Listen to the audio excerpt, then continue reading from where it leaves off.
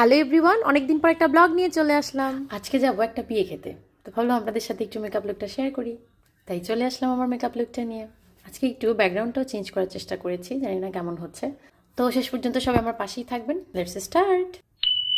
আজকে আর বেস মেকআপটা দেখাতে ইচ্ছে হলো না, বরাবরই আমি খুব পাতলা বেস করি, তাই আর দেখানোর প্রয়োজন মনে করলাম না, সরাসরি চলে গেলাম আই লুকে। কিন্তু এই যা প্রথমে তো একটা ভুল করে বসলাম, আমি তো ড্রেসটা খুলতেই ভুলে গেছিলাম। আমার এই ড্রেসটা খুলে অন্য একটা সিম্পল টি শার্ট পরে বসা উচিত ছিল।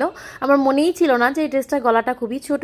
এখন আমি মেকআপ শুরু করে দিয়েছি অলরেডি, হয়তো বা খুলতে গেলে মেকআপ নষ্ট হয়ে যাবে, তাই একটু ভয়ে ভয়ে ছিলাম। যাই হোক, আমি আমার মেকআপ কন্টিনিউ করছিলাম। ফার্স্ট অফ অল আমি একটা গোল্ডেন কালারের শ্যাডো দিয়ে নিয়েছি, এরপর আমি ইনার কর্নারটাকে ব্রাউন করে নিয়েছি। এরপরে আমি একটা গ্রিন কালারের শ্যাডো দিয়ে তার উপরে একটা গ্রিন কালারের গ্লিটার দিয়ে নিচ্ছিলাম, কারণ আমি আজকে যে শাড়িটা পরবো সেই শাড়িটা হচ্ছে গ্রিন অ্যান্ড ম্যাজেন্ডার কম্বিনেশন। ম্যাজেন্ডা বলবো না, শাড়ি কালারটা খুবই ইউনিক, আমার খুবই ভালো লাগে এবং খুবই পছন্দের একটা শাড়ি। তো দেখতে থাকুন শেষ পর্যন্ত, তাহলেই দেখতে পাবেন আমি কোন শাড়িটা পরেছিলাম। তো যাই হোক, আমার আই লুকটা শেষ হয়ে গেছে, আমি অফ ক্যামেরাতে আইলাইনারটা দিয়ে নিয়েছি। এখন আমি আমার ফেভারিট পার্ট মাস্কারা দিচ্ছি। পেছনে আমার ছেলে অনেক দুষ্টু দুষ্টু করছে, আপনারা দেখতে পাচ্ছেন। তো এরপরে আমি ব্লাশন দিয়ে নিচ্ছিলাম। আমি জানি না আমার ব্লাশন কেন ক্যামেরাতে বোঝা যায় না, অফ ক্যামেরাতে মনে হয় যে অনেক লাল হয়েছে গালগুলো, বাট সামনাসামনি কেন যেন আমি জানি না, ক্যামেরাতে আমার ব্লাশন বোঝা যায় না। যাই হোক, আমি আমার মেকআপ কন্টিনিউ করেই যাচ্ছি। ব্লাশনের পরে আমি হাইলাইটারও দিয়ে নিচ্ছিলাম।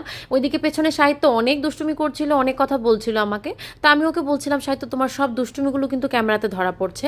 তো ও বলছে ঠিক আছে মাম্মি, নো প্রবলেম। তো আমরা সেদিন যে বিয়েটা খেতে গিয়েছিলাম, সেই বিয়েটা ছিল দয়াগঞ্জে। বিয়েটা আমাদের একটা রিলেটিভসের ছিল এবং বিয়েটা একটু ভিন্নধর্মী ছিল। তা জানতে হলে আপনাদেরকে অবশ্যই আমার নেক্সট ব্লগটা দেখতে হবে। নেক্সট ব্লগে আমি বলে দিব কেন এই বিয়েটা একটু ভিন্নধর্মী ছিল, কারণ এই ধরনের বিয়ে আমি কখনোই খাইনি, প্রথমবার গিয়েছিলাম এই ধরনের বিয়ের একটা নিমন্ত্রণে। তো এই যে বকবক করতে করতে আমার মেকআপ করা শেষ, আমি সেটিং স্প্রে দিয়ে মেকআপটাকে সেট করে নিয়েছি। এখন লিপস্টিক দিয়ে দিচ্ছি।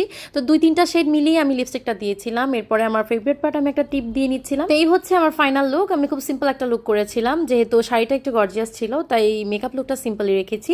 তো এখন হচ্ছে সবচেয়ে ক্রিটিক্যাল একটা পার্ট, কারণ এই ড্রেসটা আমি কিভাবে চেঞ্জ করবো বুঝতে পারছিলাম না, যেহেতু ড্রেসটার গলাটা খুবই ছোট ছিল।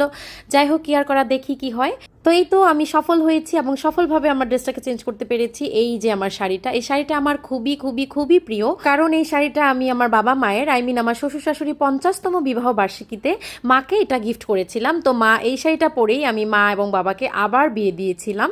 যাই হোক, এই জন্য এই শাড়িটা আমার কাছে খুবই স্পেশাল এবং খুবই পছন্দের একটা শাড়ি।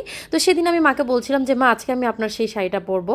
তো যেই কথা সেই কাজ, এই তো শাড়িটা পরা হয়ে গেছে, আমি জুয়েলারিগুলো পরে ফেলেছি। এরপরে আমি আমার হেয়ারটাকে সেট করে নিয়েছি। আমি আগেই বলেছি আমি চুল বাঁধায় খুবই দুর্বল এবং আমার চুল বাঁধা কখনোই সুন্দর হয় না। যাই হোক, এই ছিল আমার ফাইনাল লুক।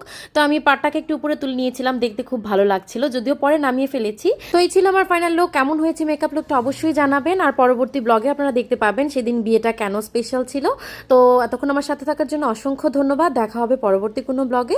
সেই পর্যন্ত সবাই ভালো থাকবেন, সুস্থ থাকবেন। Thanks for watching and bye bye.